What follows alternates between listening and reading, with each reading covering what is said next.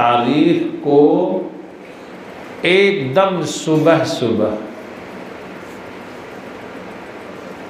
نہ دن نکلا تھا اور نہ ہی رات گئی تھی۔ ابھی مولانا جو کلام پڑھ رہے تھے، تم صرف بشر ہو یا نبی یا نور خدا ہو،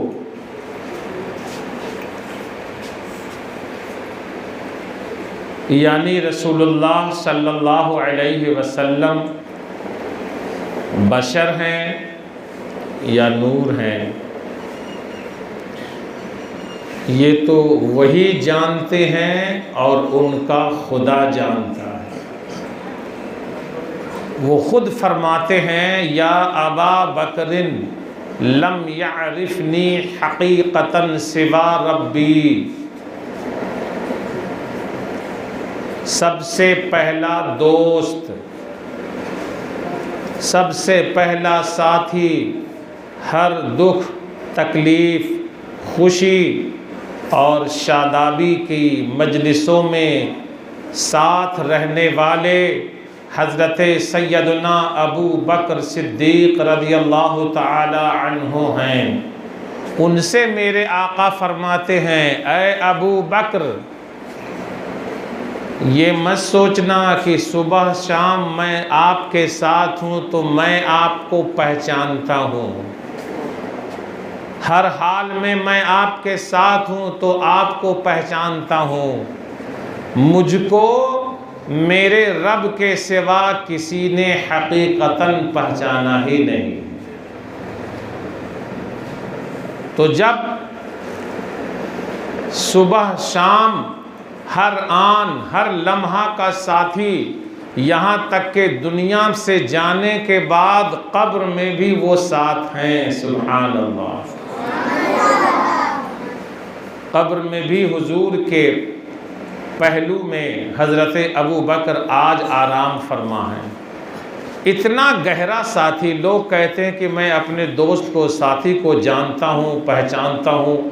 ہر کوئی ساتھی کی صبح و شام دیکھتا ہے تو کچھ نہ کچھ اس کے بارے میں علم رکھتا ہے، مگر وہ ایسے ساتھی ہیں کہ اعلیٰ حضرت امام اہل سنت امام محمد رضا ارشاد فرماتے ہیں، رخ دن ہے یا مہر سما، یہ بھی نہیں وہ بھی نہیں۔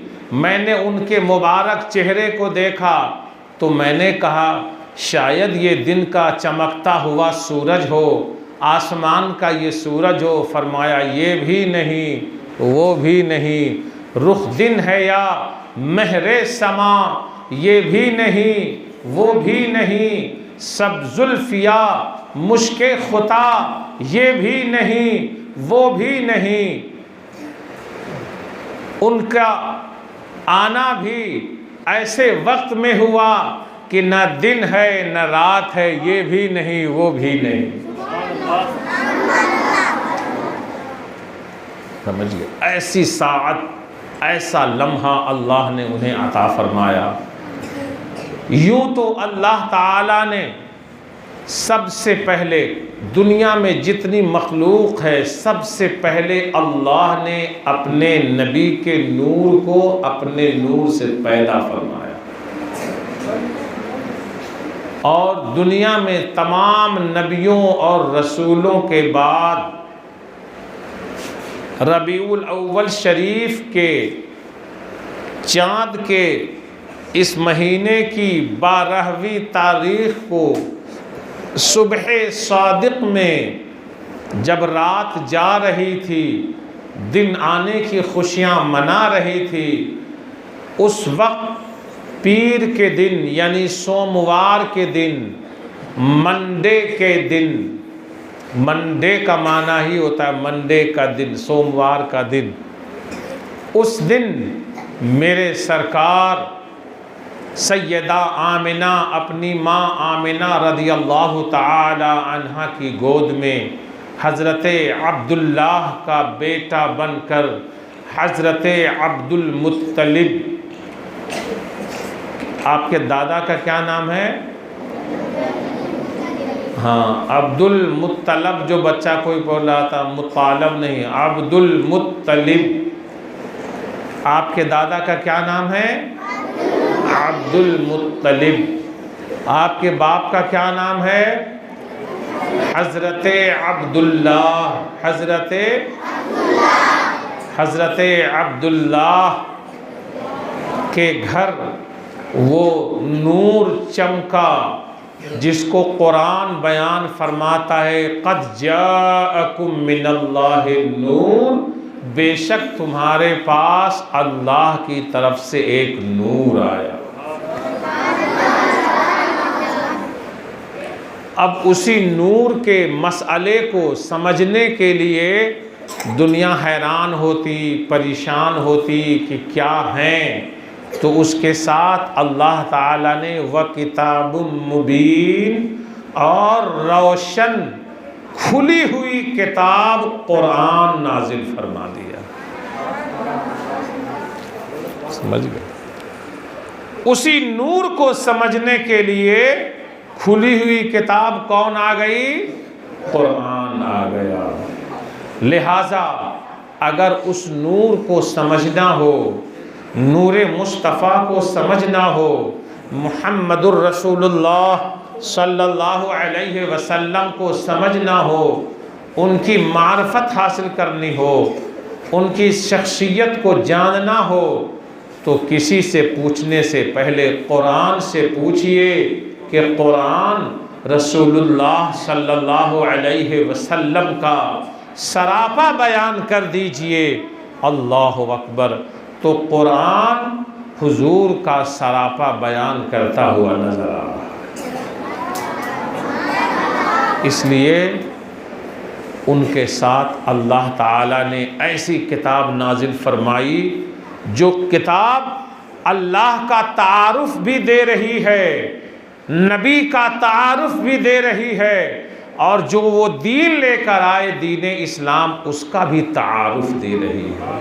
لہٰذا دین اسلام کو سمجھنے کے لیے، رسول اللہ صلی اللہ علیہ وسلم کو سمجھنے کے لیے، اللہ تعالیٰ کی معرفت کے لیے قرآن کا پڑھنا ضروری ہے۔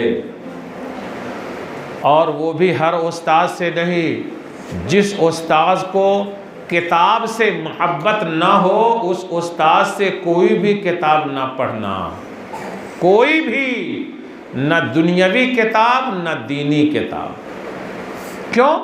اس لیے خود اس آدمی کو اس کتاب سے محبت نہیں ہے، اس سبجیکٹ سے محبت نہیں ہے، اس کا احترام اس کے دل میں نہیں ہے۔ وہ کرسی پر بیٹھا ہوتا ہے، کتاب اس کے پیر کے نیچے ہوتی ہے، وہ آگے بیٹھا ہوتا ہے، کتاب اس کے پیچھے ہوتی ہے، وہ بیٹھا ہوتا ہے، کتاب پھینکی ہوتی ہے، چاہے وہ اس میں کوئی بھی سبجیکٹ ہو، چاہے وہ کوئی بھی مضمون ہو، اس کتاب کو اس استاد سے نہ پڑھنا، نہ تو کتاب کا علم حاصل ہوگا، نہ کتاب کی برکت حاصل ہوگی۔ جس استاذ کو اس مضمون کا احترام نہیں ہے، اس مشن کا احترام نہیں ہے، اس تعلیم کا احترام نہیں ہے جو وہ دینا چاہتا ہے، تو پھر وہ دے گا کیا آپ کو؟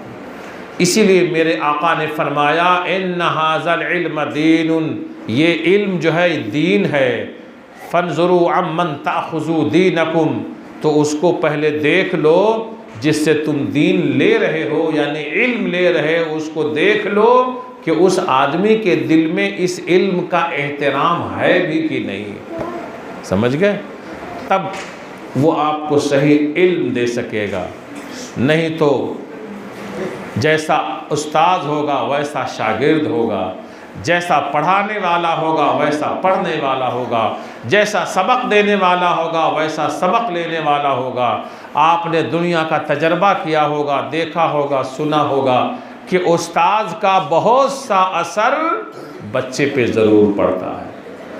ماں باپ بچوں کے پیدائش کے ذریعہ بنتے ہیں، اور استاذ بچوں کے سدھار، نکھار اور اس کی تہذیب و تمدن کا اور دنیا کے بہترین انسان بننے کا ذریعہ استاذ ہی بنتا ہے۔ سمجھ گئے کہ نہیں؟ چاہے وہ پہلی کلاس کا استاذ ہو یا لاسٹ کلاس کا استاذ ہو، چاہے وہ مڈل کلاس کا استاذ ہو، اور میں تو آخری استاذ سے بہتر اور ایم اے بی اے اور نہ جانے کون کون سی ڈگریاں دنیا کے اندر چل پڑی ہیں، ان استاذوں سے بہتر پہلی کلاس اور پرائمری کلاس کے استاذ کو سمجھتا ہوں، جس نے اسکول میں بیٹھنا سکھایا ہے، جس نے کھڑے ہونا سکھایا ہے، جس نے چہرے دھونا سکھایا ہے، جس نے سب کچھ سکھایا ہے، وہ پہلی کلاس یہیں سے سیکھ کر وہ دوسری میں قدم رکھتا ہے، تیسری میں قدم رکھتا ہے۔ بعد میں ہوتا کیا ہے، بچہ جب پڑھ لکھ کر کوئی مہان آدمی بن جاتا ہے تو بڑے بڑے استاذوں کا نام تو لیتا ہے، مگر پرائمری میں اے بی سی ڈی پڑھانے والے، الف با تا سا پڑھانے والے استاذ کو بھول جاتا ہے۔ اس کو نہیں معلوم، اگر انہوں نے اے بی سی نہیں پڑھائی ہوتی تو ہم ایم اے لگا لفظ نہیں پڑھے ہوتے، بی اے کا لفظ نہیں پڑھا ہوتا، اگر کسی استاد نے الف بے تے سے نہیں پڑھایا ہوتا تو ہم نے اتنی بڑی ڈگریاں نہیں حاصل کی ہوتی۔ لہٰذا سارے استاذ کا احترام یکساں اور برابر ضروری ہے۔ اس بات کو میرے سرکار صلی اللہ علیہ وسلم سکھانے کے لیے تشریف لائے۔ تو ان سے متعلق تو بہت ساری باتیں ہیں، ہے نہیں؟ آپ انشاءاللہ پڑھیں گے تو جو خود پڑھ کر حاصل کرتا ہے اس کے اندر تحقیق ہوتی ہے اور اس کے اندر مضبوطی ہوتی ہے اور وہ اس کے اوپر قائم رہتا ہے تو اور بھی زیادہ اس کا فائدہ اس کو ملتا ہے۔ اللہ تبارک و تعالی ہم سب لوگوں کو اللہ کے رسول صلی اللہ علیہ وسلم کی سیرت کو پڑھنے اور ان کی زندگی کو سمجھنے اور اسی کے مطابق زندگی گزارنے کی توفیق عطا فرمائے، کیونکہ ان کی زندگی جو تھی وہ ساری کائنات کے لوگوں کے لیے اسوہ، نمونہ عمل اور ایک آئیڈیل کی حیثیت رکھتی ہے۔ قسم خدا کی کوئی بھی بندہ اگر ان کی زندگی کے سبق کو سن کر اس پر عمل کر لے گا تو وہ بھی صحیح ہو جائے گا، اس کا دین و دنیا سب صحیح ہو جائیں گے۔ اللہ تعالی ہم سب کو دارین کی برکت عطا کیا ہے؟